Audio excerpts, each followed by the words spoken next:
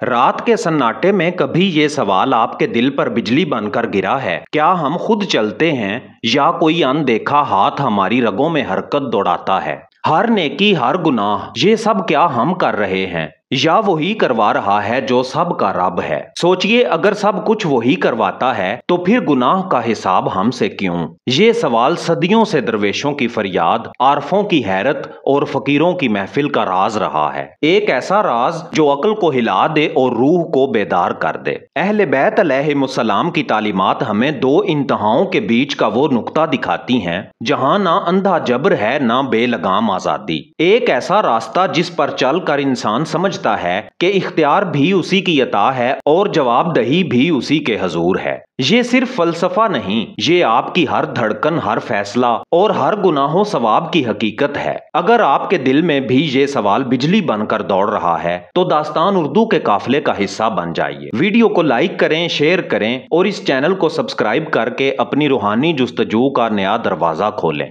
आइए अब चलते हैं आज के इस कलंदराना सफर की तरफ, जहां हम जानेंगे जो करवाता है अल्लाह करवाता है, तो गुनाह के पर्दे में असल इख्तियार किसका है। आऊज़ु बिल्लाहि मिनश शैतानिर रजीम, बिस्मिल्लाहिर रहमानिर रहीम। प्यारे दोस्तों, रात की गहरी खामोशी में कभी आपने ये जुमला दिल के किसी कोने में गूंजता सुना है कि जो करवाता है अल्लाह करवाता है। एक ऐसा जुमला जो जुबान से निकलते ही सोच के दरवाजे हिला देता है। ये अल्फाज महज एक अकीदे का बयान नहीं, एक कायनाती पहेली है। हर सांस, हर धड़कन, हर हादसा क्या वाकई सब उसके हुक्म से है? अगर ऐसा है तो फिर गुनाह और नेकी का फर्क कहाँ रह गया? फिर हिसाब किताब किस बात का? जज़ाओ सजा की जरूरत क्यों? यही वो मुकाम है जहां इंसान की अक्ल सवालों के भंवर में उतरती है। औलिया और फुकारा सदियों से इसी सवाल को दिल के चिराग से परखते रहे हैं। उनकी महफिलों में ये राज बारहा छलका। कायनात का हर जर्रा उसकी मशीयत से हरकत करता है, लेकिन इंसान के दिल में एक चिंगारी भी रखी गई, इरादा। यही इरादा कभी नेकी को जन्म देता है और कभी गुनाह को। यही इरादा है जिस पर क़यामत के दिन हिसाब होगा। अहले बैत अलैहिमुस्सलाम की बारगाह में ये सवाल पेश हुआ कि क्या बंदा महज मजबूर है या वो अपने हर कदम का खालिक है।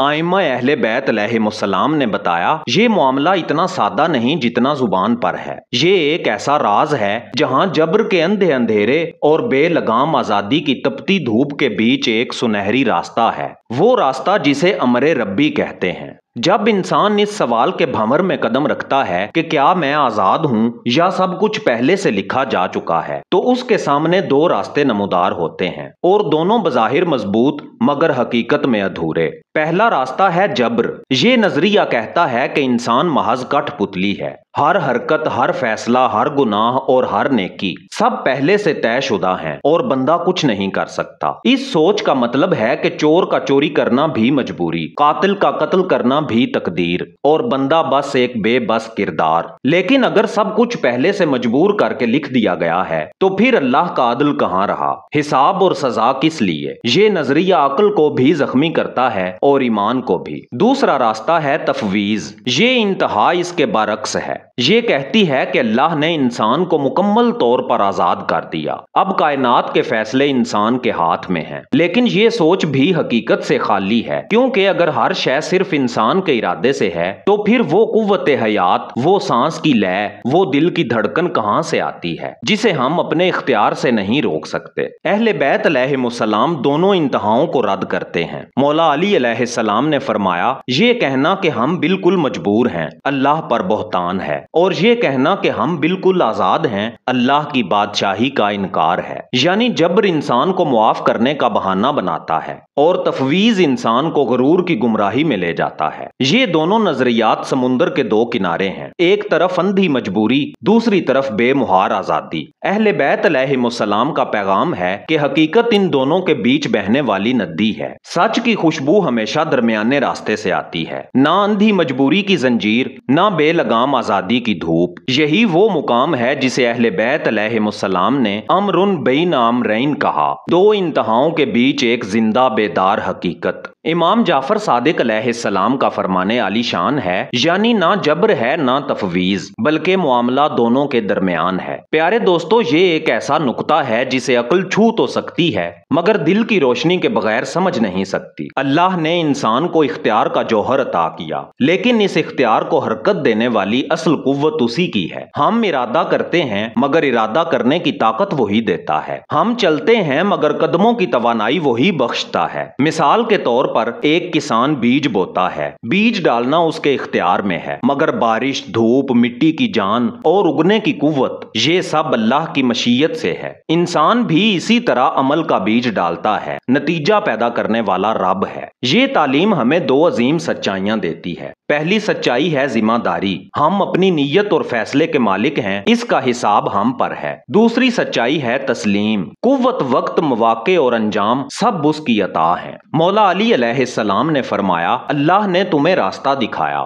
تمہیں چلنے کی آزادی دی، مگر یاد رکھو تمہارا ہر قدم اسی کی سرزمین پر ہے۔ یہی درمیانی راہ انسان کو بندگی کے صحیح مفہوم تک لے جاتی ہے، جہاں نہ غرور کی جگہ ہے نہ بے بسی کی، یہاں صرف شعور ہے کہ میں اختیار رکھتا ہوں، مگر اصل توفیق، اصل انجام، اصل قوت اس کے ہاتھ میں ہے۔ یہی معرفت بندے کو خوف اور امید کے بیچ اللہ کی قربت کے روشن دائرے میں لے آتی ہے، جہاں دل سکون پاتا ہے اور روح حقیقت کے سجدے میں جھک جاتی ہے۔ جب حقیقت اختیار کے پردے ہٹتے ہیں تو ایک بنیادی سوال سامنے آتا ہے، اگر سب کچھ اللہ کی قدرت سے ہے تو گناہ کا بوجھ کس کے کندھوں پر رکھا جائے؟ یہاں اہل بیت علیہ السلام کی تعلیم انسان کو آئینہ دکھاتی ہے، آئینہ جس میں جواب نہ صرف عقیدے بلکہ عمل کی دنیا کو بھی بدل دیتا ہے۔ قرآن کریم میں اللہ تعالیٰ نے ارشاد فرمایا، جو چاہے ایمان لائے اور جو چاہے انکار کرے۔ یہ آیت اعلان ہے کہ اختیار آپ کے ہاتھ میں ہے۔ اللہ نے ارادہ عطا کیا، عقل دی، راستہ دکھایا، نیکی کا بیج بویا یا گناہ کا، یہ انتخاب بندے کا ہے۔ اسی لیے روز حساب ہر شخص سے یہی سوال ہوگا، تم نے کیا چنا؟